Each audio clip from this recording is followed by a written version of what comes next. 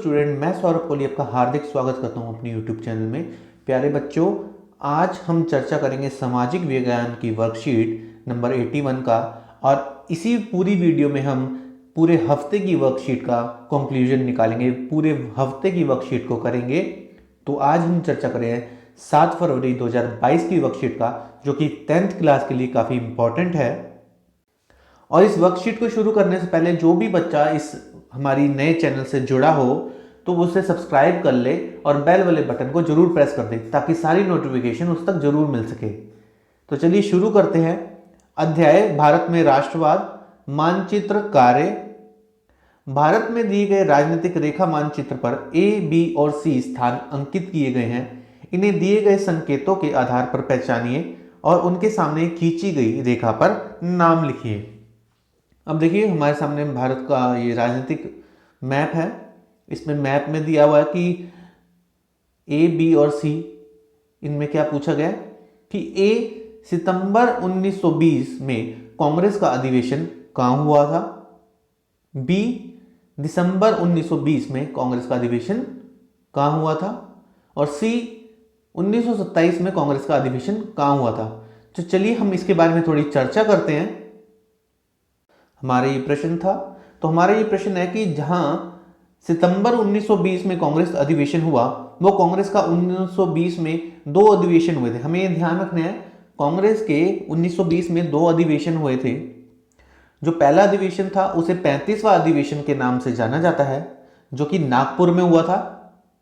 और 1920 में ही दिसंबर में हुआ था जो अधिवेशन, उसके बारे में भी चर्चा करते हैं। जो नागपुर में अधिवेशन हुआ था 1920 में, इसकी विशेषता थी कि इसी में चित्तरंजन दास जी ने असहयोग आंदोलन का प्रस्ताव रखा था। तो हमें ध्यान रखना है कि जो 1920 में सितंबर वाला जो अधिवेशन हुआ था, कहां पर हुआ था? नागपुर में। ये ध्यान रखनी बात, नागपुर में अधिवेशन हुआ था। तो जो नागपुर में अधिवेशन हुआ था 1920 में, सितंबर की बात कर रहे हैं हम, तो इसे 35वां अधिवेशन भी बोला जाता है। और इसकी अध्यक्षता चित्तरंजन दास ने करी थी। और इसी में ही कहा गया था कि असहयोग आंदोलन का प्रस्ताव रखा गया था। साथ ही इसी में पहली बार भाषाई आधार पर प्रांतों के विभाजन की बात भी की गई थी, सितंबर वाले 1920 के कांग्रेस अधिवेशन में। इसके अलावा एक और अधिवेशन हुआ था 1920 में, जैसे विशेष अधिवेशन कहा गया है, जो कोलकाता में भी थे, जिसकी अध्यक्षता लाला लाजपत राय ने करी थी। और गांधी जी ने इसी में असहयोग आंदोलन का प्रस्ताव रखा था। हालांकि इस अधिवेशन की विशेषता थी कि इसका चित्तरंजन दास और नेहरू, एनी बेसेंट और जिन्ना ने इसका विरोध किया था। फिर भी यह पारित हो गया था तथा 1920 में यह अधिवेशन कोलकाता में हुआ था। तो सितंबर में जो जहां हुआ था वो थी जगह हमारी सूरत, और जहां दिसंबर में हुआ था वो थी हमारी जगह कोलकाता। ये पूरा लेख काफी इंपॉर्टेंट है। जो कि सितंबर में अध्यक्ष कौन बने थे? चित्तरंजन दास। उसे 35वां अधिवेशन बोला जाता है। और इसमें क्या क्या प्रस्ताव रखे थे? असहयोग आंदोलन का प्रस्ताव रखा था और भाषाई आधार पर प्रांतों के विभाजन की भी बात की गई थी।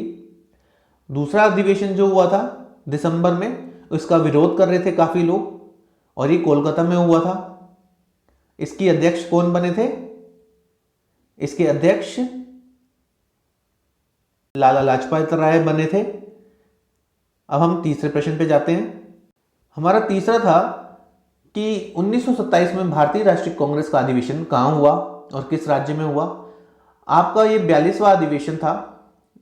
42वां अधिवेशन यानी कि इंडियन नेशनल कांग्रेस का, आईएनसी का ये 42वां अधिवेशन था, जो कि तमिलनाडु के मद्रास में हुआ, जिसके अध्यक्ष थे मुख्तार अहमद अंसारी।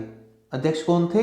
मुख्तार अहमद अंसारी। ये 42वां अधिवेशन था जो 1927 में तमिलनाडु में के मद्रास में हुआ था, तमिलनाडु के मद्रास में।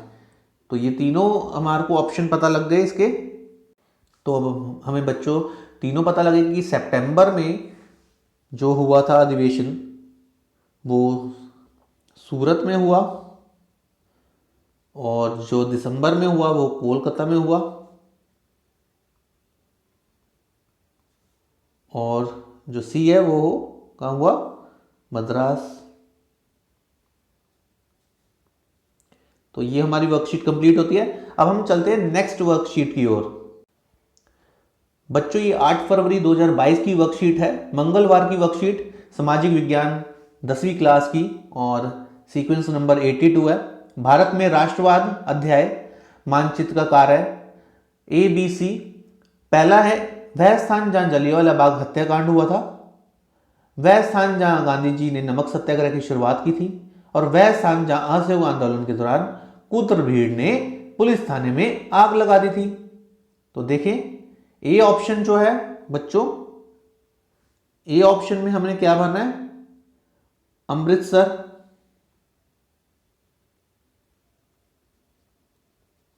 जहां पर जलियांवाला बाग हत्याकांड हुआ था, पंजाब के अमृतसर में जलियांवाला बाग हत्याकांड हुआ था।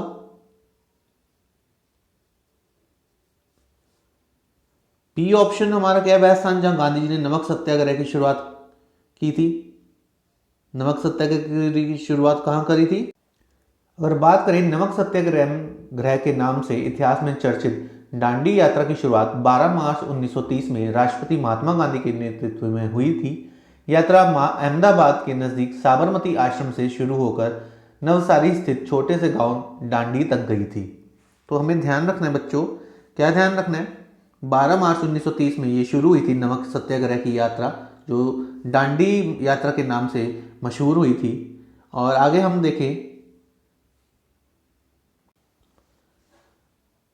ये आगे यात्रा अहमदाबाद के नज़दीक साबरमती आश्रम से शुरू होकर नवसारी स्थित गांव दांडी तक गई। तो हमें समझ में आ गया कि नमक सत्याग्रह कहाँ से शुरू हुआ। अगला जो इसमें पूछा है, वह स्थान जहां असहयोग आंदोलन के दौरान कुत्र भीड़ ने पुलिस थाने में आग लगा दी थी। तो बच्चों ये ऑप्शन जो है गोरखपुर जो है यूपी में, यूपी के गोरखपुर के पास चौरा चौरी,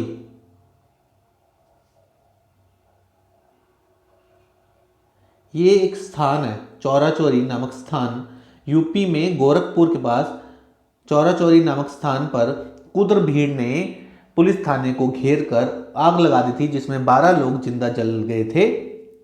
तो वहीं से ये स्थगित कर दिया था असहयोग आंदोलन गांधी जी ने, क्योंकि ये अहिंसा के मार्ग पर चलते थे, हिंसा के मार्ग पर नहीं। तो इसलिए ये हमें ऑप्शन पता लग गया। तो ये वर्कशीट भी हमारी कंप्लीट होती है। अब चलते हैं नेक्स्ट वर्कशीट की ओर। अब बच्चों हम चर्चा करेंगे सामाजिक विज्ञान 10वीं क्लास 83 वर्कशीट की, जो कि 9 फरवरी 2022 की वर्कशीट है, वेडनेसडे की वर्कशीट है। भारत में राष्ट्रवाद चैप्टर और मानचित्र कार्य दिया गया है, ए, बी और सी। पहला है मिल मजदूरों के समर्थन में गांधी जी ने सत्याग्रह का आयोजन किया, वो कौन सा जगह है? बी, जो गांधी जी ने नील की खेती करने वाले किसानों के समर्थन में सत्याग्रह का आयोजन किया, वह बतानी है। गांधी जी ने किसानों का समर्थन में सत्याग्रह का आयोजन कहां किया, यह भी बतानी है। तो सबसे पहले मिल मजदूरों के समर्थन में गांधी जी ने सत्याग्रह का आयोजन 1918 में किया था। तो वो जगह थी अहमदाबाद, 1918 सूती मिल थी। और दूसरी बी जगह जो है वो चंपारण बिहार, 1917 में ये आंदोलन किया था। और सी जो जगह है वो है खेड़ा, यानी कि हम ए लिख देते हैं अहमदाबाद,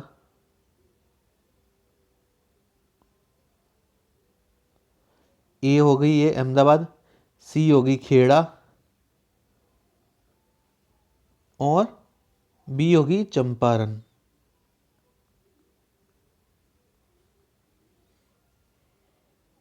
तो ये ऑप्शन हमारा क्लियर हो गए। आगे की वर्कशीट देखते हैं बच्चों, ये तीनों चीजें क्लियर है। अब हम चर्चा कर रहे हैं बच्चों 10 फरवरी 2022 की वर्कशीट का। 84 नंबर वर्कशीट है, सामाजिक विज्ञान 10th क्लास की वर्कशीट है। ये थर्सडे की वर्कशीट है बच्चों। चैप्टर है लोकतंत्र के परिणाम। प्यारे विद्यार्थियों, लोकतांत्रिक राजनीति के भाग 2 का अध्ययन करते हुए आज हम अपने पाठ्यक्रम के अंतिम अध्याय का अध्ययन आरंभ करेंगे। अपने अध्ययन के दौरान हमने लोकतंत्र की परिभाषा, विशेषताएं और उसकी विकास यात्रा को देखा। हमने अध्ययन किया कि लोकतंत्र शासन की अन्य व्यवस्थाओं से बेहतर है। देखते हैं कैसे बच्चों, लोकतंत्र अन्य शासन प्रणाली से बेहतर है, कैसे, इसमें चर्चा करते हैं हम। नागरिकों में समानता को बढ़ावा देता है, ये व्यक्ति की गरिमा को बढ़ावा देता है, इसमें गलतियों को सुधारने की गुंजाइश होती है, टकरावों को टालने संभालने का तरीका देता है, इसमें फैसलों में बेहतरी आती है। तो ये सब हमारे बेनिफिट हैं, 1 2 3 4 5 6 बेनिफिट इसमें बताए हैं। तो आप भी ये मानते हैं कि लोकतंत्र अन्य शासन प्रणाली से बेहतर है? कम से कम तानाशाही से तो बेहतर है। तानाशाही में तो बहुत बुरा हाल होता है, आप जानते ही हैं। लोकतंत्र व्यक्ति की गरिमा को बढ़ावा देता है। व्यक्ति की गरिमा को बढ़ावा इसलिए देता है, व्यक्ति का मान सम्मान को बढ़ावा देता है, व्यक्ति को ठेस ना पहुंचे इस चीज का ध्यान रखता है। तो ये चीज व्यक्ति की गरिमा, ये सब चीजें लोकतंत्र में काफी महत्वपूर्ण होती हैं, इंपॉर्टेंट होती हैं, तो इसलिए वो ध्यान देता है। अपने दैनिक जीवन में से कुछ उदाहरण लेकर बताइए लोकतंत्र शासन की अन्य प्रणाली से किस प्रकार बेहतर है।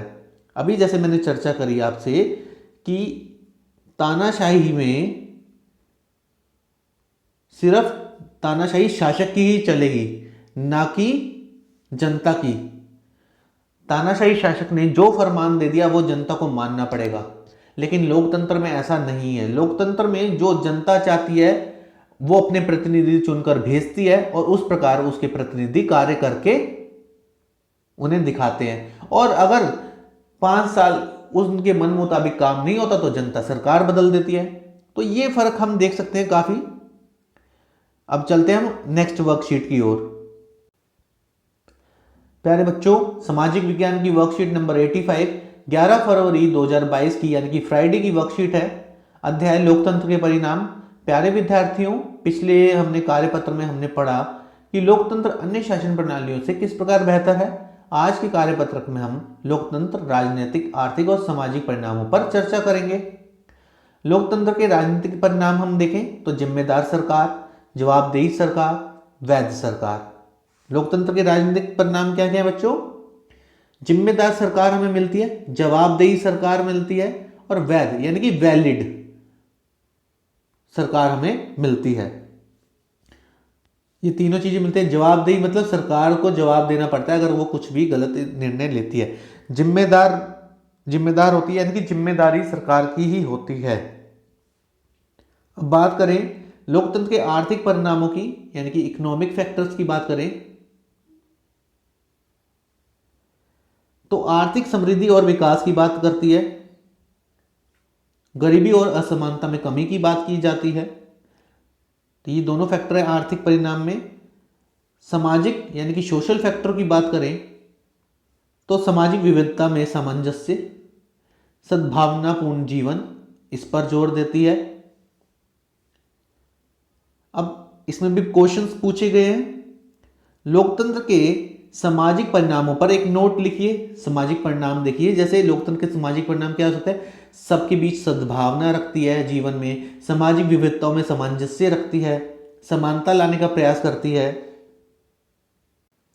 तो बच्चों, असमानता और गरीबी में कमी करती है, सामाजिक विविधताओं में सामंजस्य स्थापित करती है, नागरिकों की गरिमा और आजादी का ध्यान रखती है, महिलाओं की समानता पर जोर देती है कि महिलाएं पुरुष के समान हों, जातिगत असमानता को भी कम करती है। तो ये 5 फैक्टर हैं जिन पर लोकतंत्र के सामाजिक परिणाम इफेक्टिव है। असमानता और गरीबी, सामाजिक विविधताओं में कमी, नागरिकों की गरिमा और आज़ादी पर, महिलाओं की समानता पर और जातिगत असमानता को कम करती है। तो ये सब फैक्टर्स हैं। आगे देखें, लोकतंत्र किस प्रकार जिम्मेदार सरकार की स्थापना करती है। अब लोकतंत्र किस प्रकार जिम्मेदार की स्थापना करती है कि हम अपने जो प्रतिनिधि चुनकर भेजते हैं अपने वोट के अधिकार के द्वारा, तो उस सरकार की जिम्मेदारी बन जाती है कि जो भी कुछ सही या गलत करती है, जनता के लिए जो भी निर्णय लेती है, तो उसकी उसमें जिम्मेदारी बनती है, उसकी इसमें जवाबदेही बनती है कि जो भी उसके निर्णय होंगे उससे जनता पे इफेक्ट इसका पड़ेगा। तो ये उसकी जवाबदेही होती है, यही उसकी जिम्मेदारी होती है। और अगर सरकार सही होगी तो वो वैलिड काम करेगी यानी कि वैध सरकार के रूप में काम करेगी, वरना वो 5 साल में हट जाएगी। तो बच्चों इस तरह हमारी ये वाली वर्कशीट भी कंप्लीट होती है। आप इस चैनल के साथ जुड़े रहें, इसे लाइक शेयर एंड सब्सक्राइब करना बिल्कुल ना भूलें। धन्यवाद।